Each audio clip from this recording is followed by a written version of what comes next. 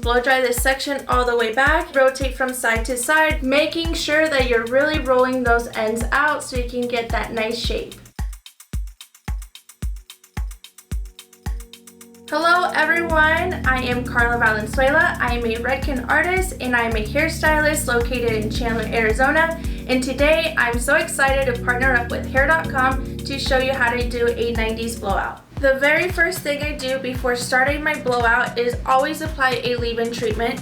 I like to use Redken's One United spray. This helps my blowout be a lot easier, it helps with heat protection, and it helps prevent breakage. You want to apply this on damp hair. So I'm just going to spray it around my mid-lanes and ends and brush it through. I'm going to use Redken's new Volume Maximizer. I love this spray because it's a thickening spray. So what I'm going to do is just apply it at the roots and massage the product in. It is very lightweight, yet it gives you high volume without a heavy, sticky, hard feel. This is great for fine hair or thick hair. You can apply it at the roots or mid-lanes or ends, but for me, I'm only going to apply it at the roots. Next, I'm going to apply Redken's Frizzy Instant Deflate Serum. I'm applying this on my mid-lanes and ends because I have wavy, frizzy hair. So this serum is going to help it smooth out and give me that nice shine that I'm looking for. I'm just going to pump it once, twice, and work it through my hands and start applying it on my ends and mid-lanes. Now I'm going to start blow drying my hair. I also recommend that you clip your hair into sections, that way it's a lot easier for you to work through and it actually helps speed up the time. I always recommend to start blow drying your hair when it's about 70% dry. It still has enough moisture in there so that you can get that nice shape you're looking for, but it's not drenched wet so that you're not overworking and getting tired before you even finish your blowout. I highly recommend that you use a nozzle on your blow dryer because a nozzle is going to help the airflow concentrate on the area that you're wanting to blow dry, which is actually going to really speed up your blow drying time. Once the hair is rolled into the brush and you feel like the section is dry enough, press the cool shot button. The cool shot button is going to lock in the shape and also add some shine. Choosing the right round brush is also very important. I'm using a ceramic round brush because this is going to give me the most amount of volume. This is a 2-inch round brush, so it's great on longer lengths. If your hair is shorter, I recommend you downsize a little bit because if you're working with a round brush that's too big, you may not get this nice curvature that you're looking for in a 90s blowout. To get the most amount of volume at the crown area, you're going to want to place your round brush right underneath the section and lock it in. Once it's locked in, you're going to want to direct your round brush towards the mirror so you can get the most amount of volume at the crown. Blow dry this section all the way back and rotate from side to side, that way the hair can fall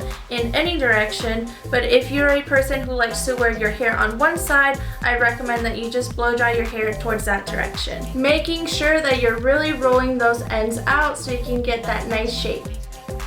Thank you so much for watching this 90s blowout video. I hope that you found it helpful. And if you want more tips, follow me on Instagram at ColorMeCarla. And don't forget to subscribe to Hair.com.